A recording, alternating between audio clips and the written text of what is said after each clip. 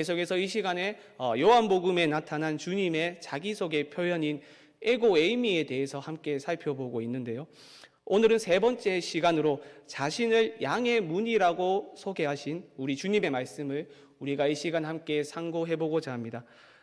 오늘날 우리가 살아가는 사회는 매우 다원화된 사회입니다.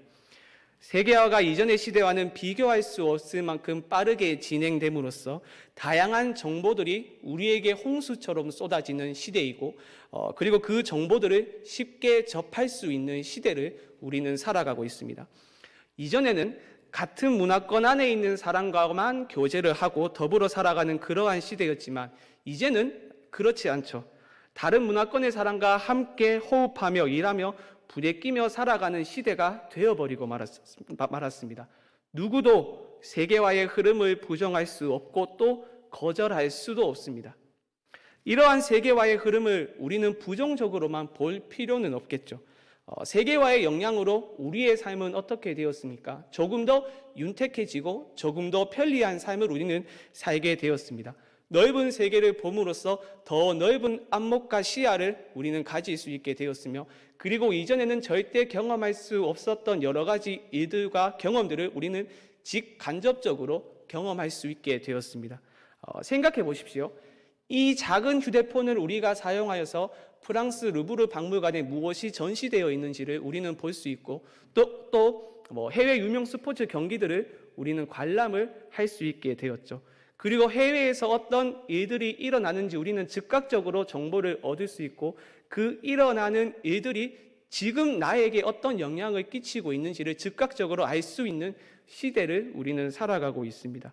이런 점들은 분명 세계화의 장점이라고 우리는 말할 수 있겠죠.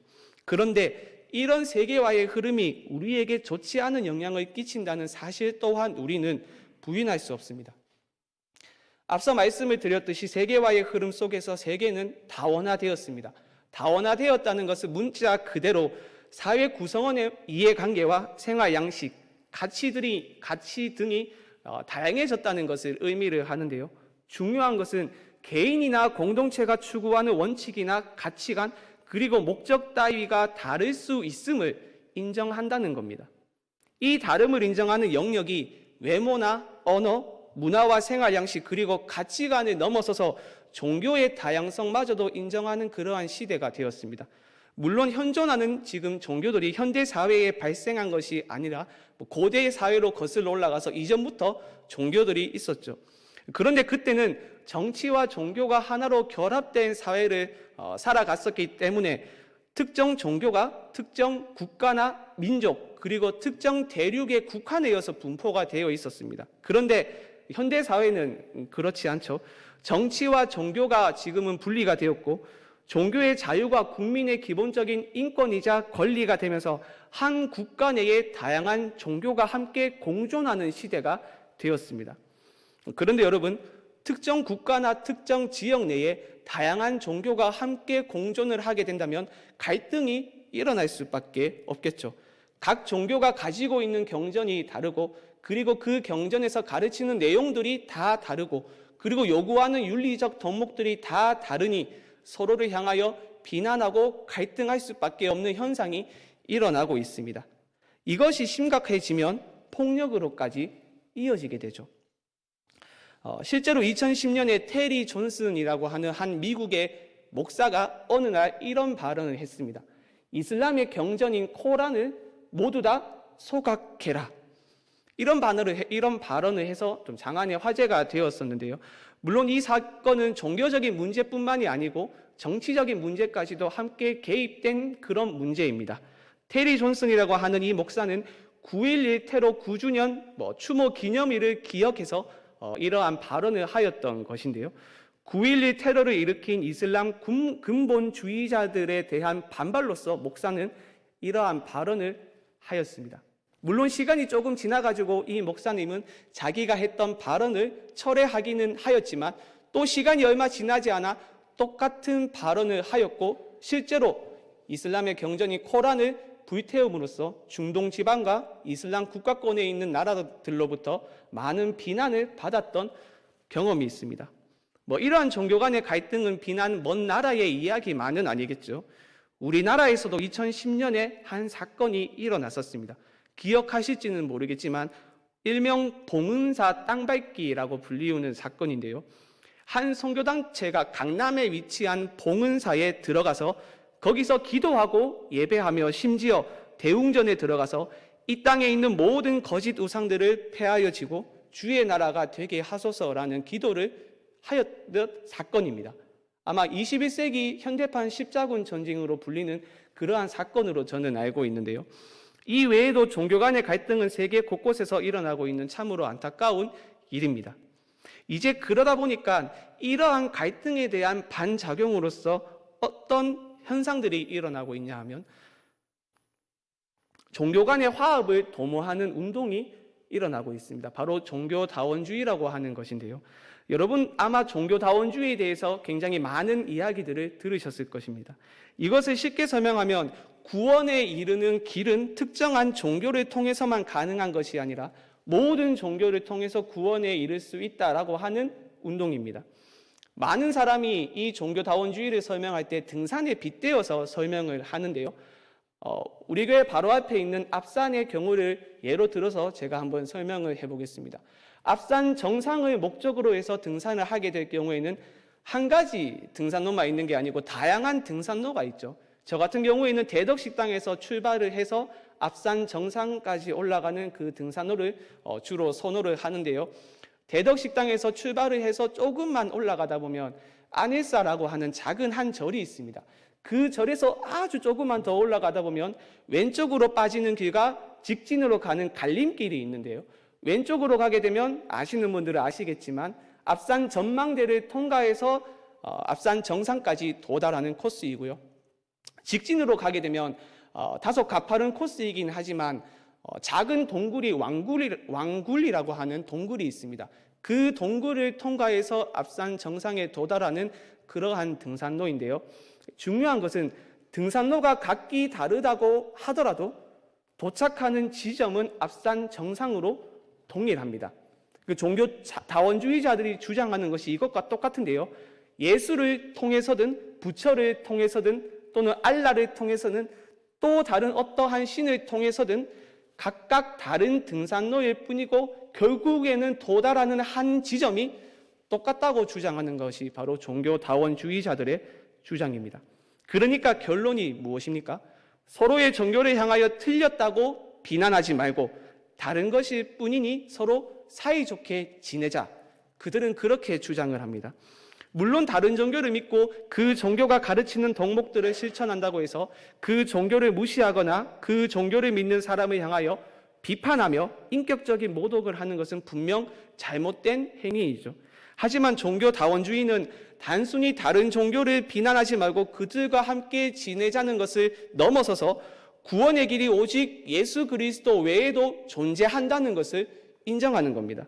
그 순간 성경이 말하는 아주 중요한 가르침이 무너지게 되죠.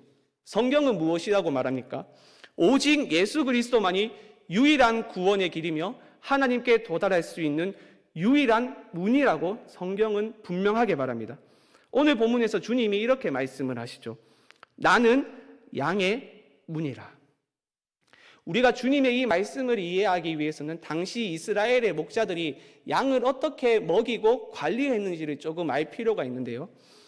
목자들은 주로 낮에 풀이 있는 산으로 양들을 데리고 갔다가 밤이 되면 양들을 다시 산 위에서 아래로 데리고 내려오는 것이 어렵기 때문에 그곳에서 우리를 만들어 양들을 모두 집어넣었습니다. 이때 여러 목자들의 양들이 한 우리 안에 들어가게 되는데요. 목자들은 크고 작은 나무를 이용하여서 우리를 만들었습니다. 그리고 문지기를 고용하고 문지기에 집을 둠으로써 문지기들이 절도나 강도가 양을 훔쳐가지 못하도록 이제 그렇게 지키게 했습니다. 우리가 그리 높지는 않았기 때문에 한밤중에 이리와 같은 야생동물들이 습격을 하는 그러한 경우도 있었지만 문지기는 양들이 우는 소리를 듣고 곧바로 이리와 같은 야생동물들을 쫓아냈다고 했습니다.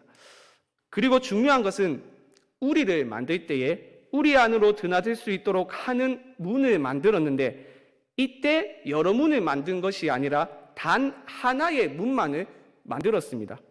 그렇다면 주님이 나는 양의 문이라고 하신 이 말씀이 어떤 의미인지 감이 오시죠? 주님은 자신을 통해서만 우리 안으로 들어갈 수 있음을 말씀하신 것입니다. 여러 문들이 있는데 그 많은 문들 가운데 한 문이 바로 주님이다, 이런 뜻이 아닙니다. 만약 그렇다면 문 앞에 사용된 정관사가 더가 아니라 어였을 것입니다. 우리말 성경은 그 뜻이 명확하게 번역이 되어 있지는 않는데 원문을 보게 되면 문이라는 단어 앞에 정관사가 있음을 확인할 수 있습니다. 그래서 영어 성경들은 이것을 번역을 할 때 a door라고 번역을 한 것이 아니고 the door, 그 문이라고 번역을 했던 것이죠. 그리스도만이 유일한 구원의 문이며 하나님께로 나아갈 수 있는 그 문, 하나님 나라에 들어갈 수 있는 유일한 그 문입니다. 성경은 오늘 본문 외에도 이 사실을 너무나도 명확하고 선명하고 분명하게 이야기를 하고 있죠. 우리 주님 요한복음 14장 6절에서 이렇게 바꾸어서 이야기를 하셨죠. 너무나도 유명한 말씀인데 우리 한 목소리로 읽어보도록 하겠습니다. 시작.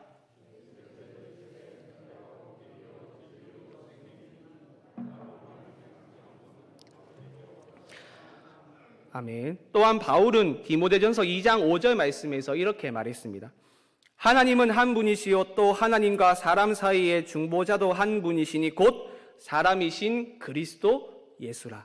마지막으로 사도행전 4장 12절은 이렇게 말합니다. 다른 이로서는 구원을 받을 수 없나니 천하 사람 중에 구원을 받을 만한 다른 이름을 우리에게 주신 일이 없음이라 하였더라. 이처럼 성경은 너무나도 선명하게 그리고 단호하게 예수가 유일한 구원의 그 문임을 천명하고 있는데요.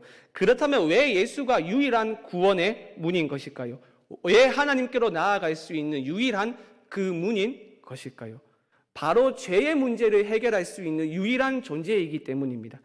다른 어떤 종교도 인간과 하나님 사이를 막고 있는 죄의 문제에 대해서 해결책을 제시하지는 못합니다. 만약 그리스도를 통하지 않고 하나님께로 나아갈 수 있는 또 다른 문이 있다면 하나님이 자기 아들을 보내셔서 그토록 잔혹한 십자가에 죽게 내버려 두시지는 않으셨겠죠. 오직 이 예수 그리스도라는 문을 통해서만 죄의 문제가 해결되고 하나님 앞에 나아가 하나님의 얼굴을 뵙고 하나님과 교제하며 하나님이 주시는 은혜를 마음껏 경험하고 누릴 수 있습니다. 그리스도라는 유일한 문을 통과할 때에만 비로소 하나님이 나의 아빠 아버지임을 확신하며 아빠 아버지라고 부르짖을 수 있습니다. 여러분은 하나님이 하나님께 반역한 사람을 위하여 아들을 보내셨고 아들을 죽임으로써 반역자의 죄를 용서하셨다는 도무지 이해할 수 없는 이 사실을 믿고 확신하십니까? 오직 예수를 통해서만 하나님께 나아갈 수 있음을 확신하느냐, 이 말입니다. 안타까운 것은 종교다원주의 때문에 성경이 말하고 있는 너무나도 선명한 이 진리가 선포되고 있지 않다는 겁니다. 종교 간의 화합이라는 미명 아래에 오직 예수가 들어설 공간은 없습니다. 오직 예수를 말하면 사람들이 무엇이라 말하는지 아십니까? 이기적이라 말합니다. 배타적이라고 말합니다.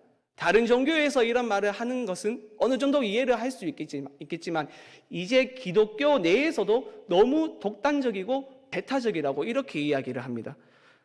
이제 교회 안에서도 오직 예수는 케케묵은 공허한 외침이 되었습니다. 관용을 최고의 미덕으로 여기는 현대 사회에서 오직 예수는 시대에 뒤처져 버린 그러한 외침이 되어버렸습니다. 그래서 천주교 같은 경우에는 종교다원주의를 인정하고 이미 받아들였고, 그리고 개신교 내에 있는 다른 교단들 같은 경우에도 종교다원주의를 인정하고 받아들이고 있죠. 단순히 다른 종교와 더불어 친하게 지내자, 그 의미가 아닙니다. 그 이상의 의미가 이 안에 있습니다. 예수를 통하지 않고도 하나님께 이를 수 있는 길과 문이 있음을 인정하는 겁니다. 여러분, 그렇다면 우리는 이런 시대에 어떻게 해야 하는 것일까요? 찐빵 선생으로 알려진 이만재 씨가 2010년에 교회 가기 싫은 77가지 이유라는 책을 썼는데요. 주로 청년들을 포함해서 젊은이들을 대상으로 왜 교회에 나가지 않는지, 교회를 떠났다면 무슨 이유 때문에 교회를 떠났는지에 대해서 조사한 그런 책인데요. 이 책의 한 챕터의 제목은 타 종교, 타 종파에 너무 배타적이다입니다.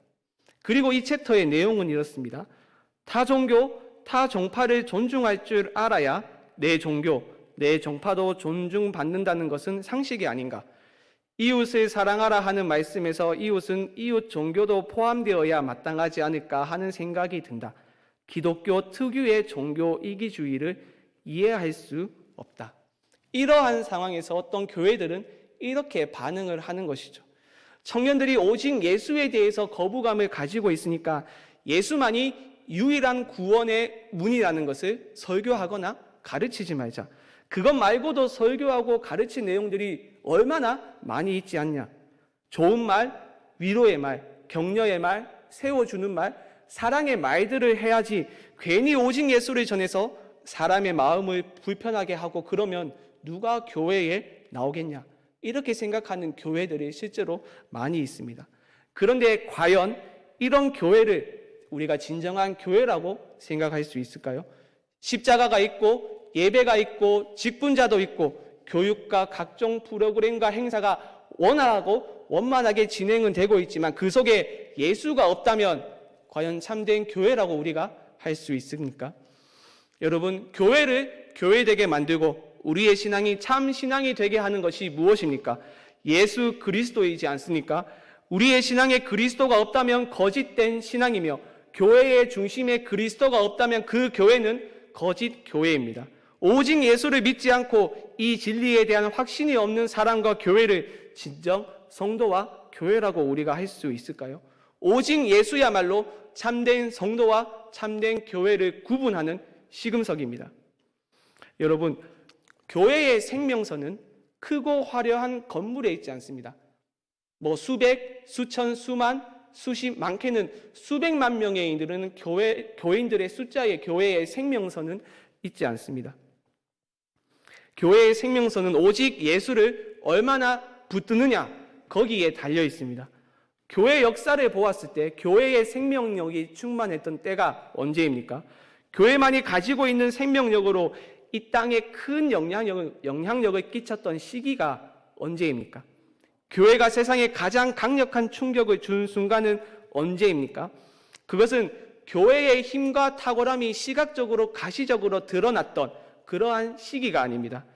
기독교가 국교로 인정받아 세상의 모든 나라와 그 영광이 그리스도 아래에 곧 굴복할 것처럼 보였던 콘스탄티누스 대제 이후의 시기도 아닙니다.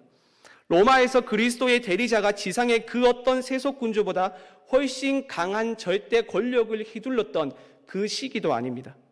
인간이 자기 운명의 개척자가 되어서 인간 진보의 추진력이 인간을 하나님 나라로 인도할 것이라고 생각을 했었던 19세기 후반도 아닙니다. 교회가 영혼과 세계의 양심에 가장 강력한 영향력을 행사한 것은 이와 같은 시기들이 아닙니다. 오히려 그것은 우리가 예수와 함께 십자가에 못 박히고 예수님을 위해 모든 것들을 배설물로 여기고 교회가 오직 예수를 굳게 붙잡고 전하였던 그때입니다. 사랑하는 여러분, 그렇다면 우리 교회는 오직 예수만을 전하고 있습니까? 오직 예수만을 자랑하고 있습니까? 여러분은 여러분의 삶에서 오직 예수 그리스도만을 붙들며 전하며 살아가십니까? 보편적인 절대적 진리란 존재하지 않고 각자가 생각하는 모든 것을 진리로 생각하는 이 불확실한 시대 속에서 오직 예수만이 유일한 구원의 그 문이며 예수만이 하나님께 나아갈 수 있는 유일한 그 문임을 확신하며 예수 그리스도만을 굳게 붙드는 여러분들이 되길 바랍니다. 우리는 바울이 로마서 말씀에서 말했듯이 이러한 시대의 흐름들을 거슬러야 합니다. 관용을 최고의 미덕으로 여기는 사회에서 오직 예수를 선포해야 합니다. 설령 배타적이라는 말을 듣고 손가락질을 당한다 하더라도 이것만큼은 우리가 절대 양보해서는 안 됩니다. 세상 모든 것들이 다 변해도 이 사실만큼은 우리가 굳게 붙들고 확신할 수 있어야 합니다. 왜냐하면 이 문을 통과해서만 구원을 받고 참된 평안과 안식을 얻을 수 있기 때문입니다. 9절의 말씀을 우리 다시 한번 읽도록 하겠습니다. 9절의 말씀입니다. 시작. 내가 문이니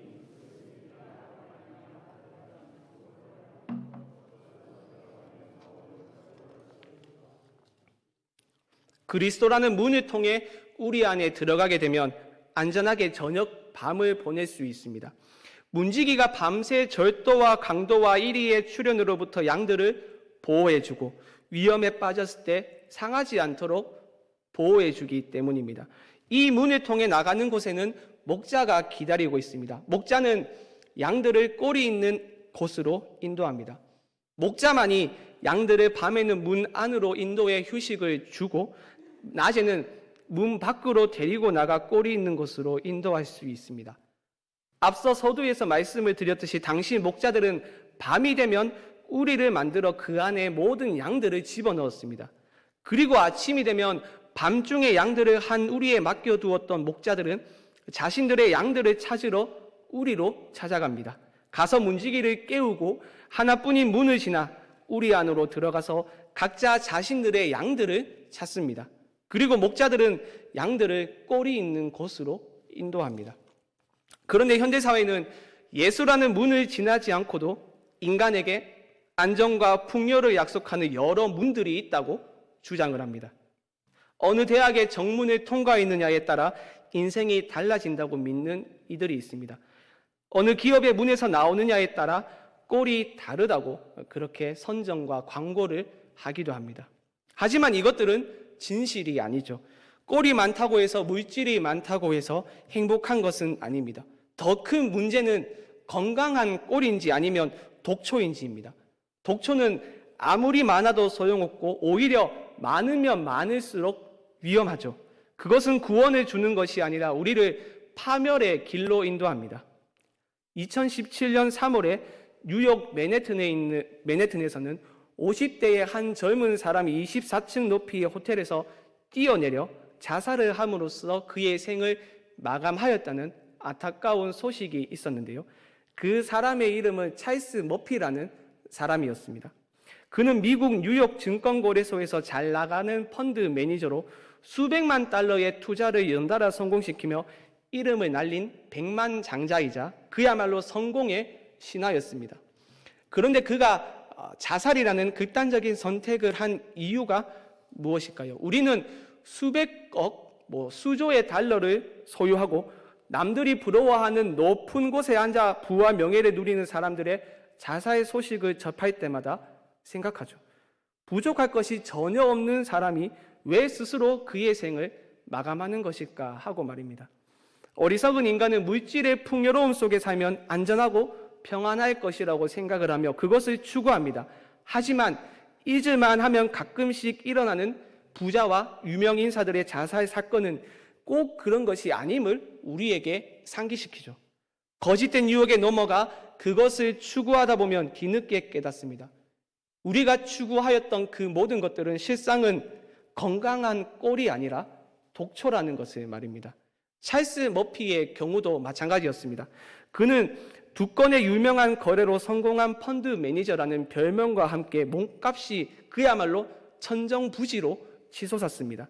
40대라는 젊은 나이에 남들이 부러워하는 부와 명예를 얻었습니다. 하지만 그 이후에 그의 회사는 이렇다 할 소득을 얻지 못했습니다. 그래서 그는 자신이 쌓아 올린 부와 명예를 잃어버릴 수도 있다는 공포와 두려움 속에서 살았다고 합니다. 가족의 권유로 정신과 치료를 받고 우울증 진단을 받은 후에 약을 먹으며 회복된 것처럼 보였지만 결국 스스로 목숨을 끊음으로써 그의 생을 마감했습니다. 월스트리트는 그를 다음과 같이 평가를 했습니다. 월스트리트는 그를 부유하게 만들었지만 행복은 주지 않았다라고 말입니다. 그리고 또 그의 동료는 이렇게 말했습니다. 머피의 56세 인생 뒤로 수백만 달러가 남았지만 행복은 남겨지지 않았다라고 말입니다. 사랑하는 여러분, 이런 안타까운 일련의 사건들이 우리에게 무엇을 가르쳐 줍니까? 우리에게 참된 만족과 행복을 주는 꼴은 크기에 비례하는 것이 아니라 그것이 하나님으로부터 왔느냐 하는 것입니다. 남들이 부러워할 정도의 많은 양의 꼴을 가지고 있어도 그것이 하나님으로부터 온 것이 아니라면 독초입니다. 반면 보잘것없고 너무 작아서 하찮게 보인다 하더라도 그것이 하나님께로부터 왔다면 건강한 꼴이 되겠죠. 우리는 이 사실을 너무나도 잘 알고 있는데 막상 눈앞에 펼쳐진 현실이 여의치 않으니 이 진리를 잊어버리며 살아갈 때가 너무나도 많습니다. 세상이 말하는 여러 문들에 현혹되어 우리가 넘어질 때가 많이 있습니다. 하지만 여러분 꼭 명심하시기를 바랍니다. 우리에게 평안을 주고 진정한 꼴을 제공하는 그 문, 유일한 문은 오직 예수 그리스도밖에 없습니다. 왜냐하면 그 문을 통과해야지만 하나님께 나아갈 수 있기 때문입니다. 그 문을 통과해야지만 하나님이 주시는 생명을 누릴 수 있기 때문입니다. 그 문을 통과해야지만 영혼 깊은 곳에 자리 잡은 인간의 궁핍함을 채울 수 있기 때문입니다.